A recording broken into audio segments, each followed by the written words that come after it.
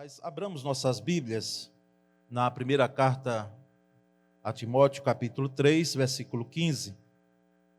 Vamos ler a parte B dele, a parte última do versículo. 1 Timóteo 3,15.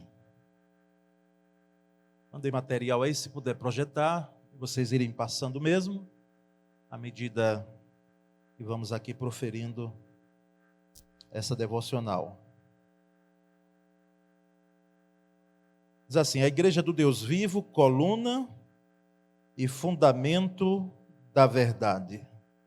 A igreja do Deus vivo, a coluna e firmamento da verdade. Vamos dizer todos juntos? A igreja do Deus vivo, coluna e fundamento da verdade. Esse texto se encontra em 1 Timóteo 3,15, que nós lemos. Irmãos, o propósito nosso nessa devocional é trazer um resumo, mas é um resumo do resumo mesmo, daquilo que foi ministrado lá no Retiro Espiritual e que nós entendemos durante esse ano, um ano significativo para a nossa igreja. São 110 anos de igreja, não é? Nós podemos aqui apresentar os irmãos. Os irmãos que vieram no domingo passado à noite, eu aproveitei e falei sobre a adoração, a mesma mensagem que preguei lá na abertura do retiro no sábado à noite. E hoje nós vamos fazer um resumo, porque cada pastor ministrou sobre uma dessas colunas, não é? Nós sabemos que, entendemos perfeitamente que a coluna da igreja é Cristo Jesus, o Cristo vivo, como Pedro disse, não é? Tu és o Cristo, o Filho do Deus vivo. Mas essas colunas que nós colocamos, e que não são todas da igreja, aí não é uma série exaustiva, não existem todas as colunas. Aí implicitamente está o ensino, que é uma coluna fundamental, e que também Jesus fez uso muito no seu ministério de ensino e pregação.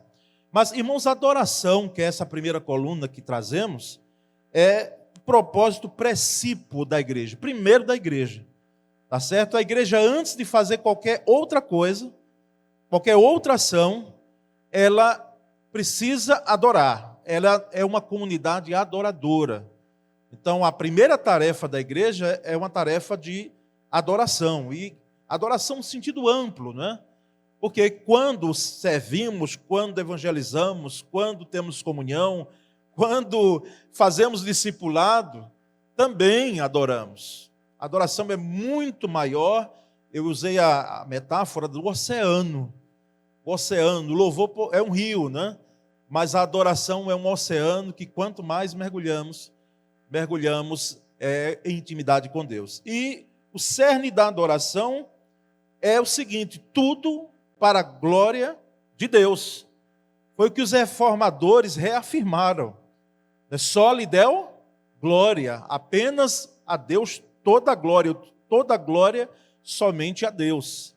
Esse é o cerne da adoração. Mas existe uma segunda coluna, que é a coluna do evangelismo.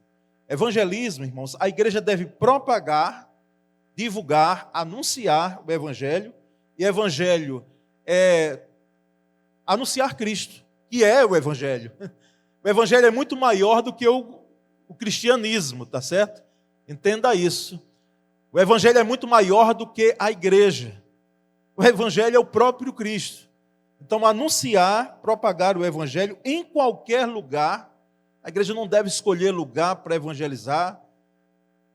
Eu não sei quem foi que disse, reitero, em outro momento já disse, que o evangelho é para os pobres. E os ricos vão para onde?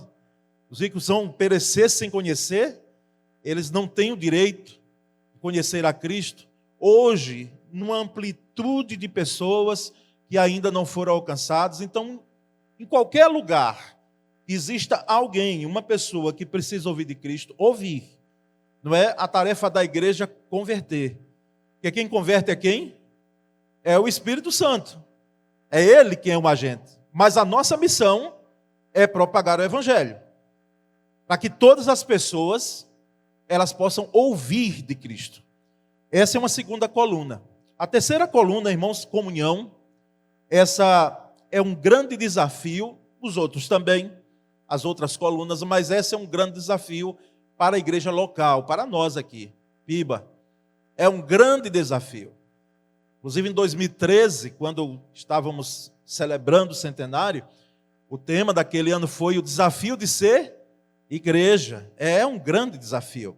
E comunhão é bem expressa na figura da igreja como corpo de Cristo. O corpo de Cristo. Eu já pensava, mas quando eu vi de alguém da área de saúde, dizendo que quando uma parte do nosso corpo ela está infeccionada, todo o corpo trabalha para combater aquela infecção, não é isso? Todo o corpo trabalha.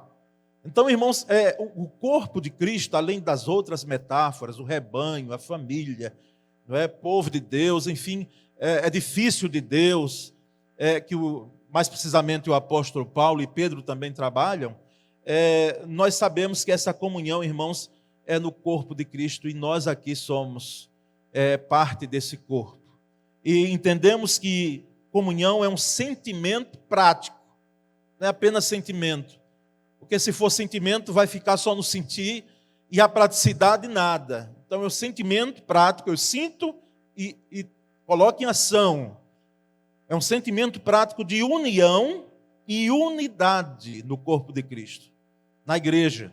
Não uniformidade. Nós não temos uma forma só. Nós temos aqui entendimentos diferenciados nas nossas ações de igreja, de pastoreio, mas essa uniformidade necessariamente não deve existir, não precisa existir, até porque somos diferentes, não é, uns dos outros, mas nós precisamos de união e de unidade. União e unidade. Então, a comunhão, ela vai ser essa coluna que vai fomentar essa unidade no corpo de Cristo. E um corpo, irmãos, desunido, os irmãos imaginem alguém que a cabeça dá um comando, mas o corpo, os membros fazem o que eles querem um ao outro. Eu estou mexendo aqui, eu não estou nem pensando para que os meus braços, quando a gente prega, não é, e usa essas manifestações dos membros superiores, e alguns pregadores até dão uns pulinhos também, não é? Mas nós sabemos que um corpo sem unidade, sem a união necessária, vai se autodestruir, quem sabe.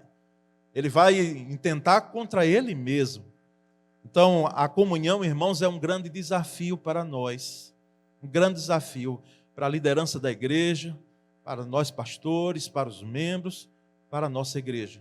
E nós vamos então a uma penúltima coluna, que é o discipulado. Entenda discipulado aí também como ensino, tá certo?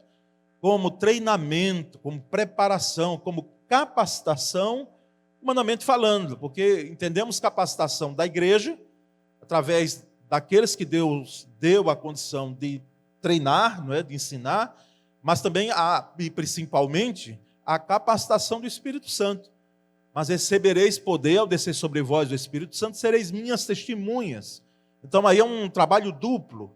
E nós entendemos que cuidar dos frutos obtidos da seara de Deus, desses frutos que nós colhemos, isso é discipulado. Porque, quem sabe, a igreja, ela fica na ação de evangelizar. E que é bom, é necessário. Mas não cuida dos frutos. Não cuida. E eles se perdem. Muitas vezes eles vão embora. Porque não cuidamos, porque não tratamos. E é um grande desafio também. Esse discipulado deve suceder naturalmente à evangelização. É uma ação voltada até para aqueles que nasceram na igreja, mas que não foram alcançados ainda pela graça de Cristo. Quem sabe até membro de igreja, é grave isso. Porque o nosso entendimento de ser membro de igreja é alguém que já foi alcançado, redimido pela graça de Cristo. Mas é possível que alguém apenas seja um membro de igreja, mas nunca nasceu de novo. E é bom nós atentarmos quanto a isso. Por quê? Porque aquele que é nascido de novo, ele tem certeza, convicção da sua salvação em Cristo Jesus. E percebemos então que treinar discípulos e discipuladores, treinar discípulos, alunos, não é? A palavra discípulo é aluno, é aprendiz, por isso que ela antecede aos apóstolos, não é? Os apóstolos eram chamados também de apóstolos, mas eles primeiramente foram discípulos. Eles foram alunos, eles conviveram com Cristo, com o Mestre, 3 anos de suas vidas, não é? Um discipulado intenso mesmo, de vida na vida. Jesus andando com aqueles homens, com aqueles discípulos, e que eram além dos 12, não é? Que tinham outros discípulos, tinham mulheres que serviam a Cristo e eram discípulos, assim, de certa forma, de Cristo. Mas ele escolheu 12, aqueles 12 ali foram fundamentais para que o propósito de Deus em relação à vinda de Cristo fosse cumprido. Então, treinar discípulos e discipuladores. Os discipuladores são importantes porque nós precisamos de gente capacitada, mais do que inteligência humana, sabedoria humana, a sabedoria dos livros, até, quem sabe, a sabedoria dos livros teológicos, ou até da própria Bíblia. Mas discipuladores que vivam o que ensinam, esse é o grande desafio. Porque nós temos gente que, quem sabe, e eu não estou falando especificamente daqui, mas aqui existe também, por que não? É gente que sabe bem, mas precisamos nós viver o que nós ensinamos. Se eu pregar aqui, irmãos, aqui ministrar a palavra, eu e os demais pastores, e nós não procurarmos, porque nem tudo que eu prego aqui eu vivo na sua intensidade, na sua plenitude. Porque a pregação também é para mim, o ensino também é para mim, não é assim, professor DBD? Nós ensinamos e somos também ensinados, à medida que ensinamos. Então, esses discipuladores, eles são fundamentais no meio da igreja. Olha, irmãos, o desvio, o apostatar, como falamos, ele é grave no meio da igreja. É grave quando acontece uma apostasia. Um grupo que sai, não é, porque não eram dos nossos, não entendia encaminhar, pensava, não é, diferente daquilo que nós cremos. É apostasia, mas a heresia, irmãos, é danosa igualmente, e eu considero particularmente até como pior. Porque a apostasia sai, mas a heresia fica. A heresia, ela permeia como aquele tipo de espinho, né, que nasce, e ele vai perfurando a sã doutrina, ou procurando danificar a seara do Senhor. Então nós precisamos desses discipuladores para lidar com gente, ajudando o ministério pastoral a cuidar do rebanho, isso mesmo, ajudando o ministério pastoral a cuidar do rebanho. Um pastoreio mútuo, porque quero crer que os irmãos, principalmente os de mais tempo, embora há tempos atrás, os pastores botavam nas costas a igreja e levavam. E alguns desses, eles foram mais cedo para o céu, porque eles se doaram tanto e que nem tiveram tempo de cuidar da família, chegaram no céu, mas é porque nós não vamos nos reconhecer com os laços familiares, está certo, irmãos? Vai ser um negócio muito estranho se for assim. Mas nós reconheceremos uns aos outros. Mas não vermos a nossa família lá, não vermos nossos filhos.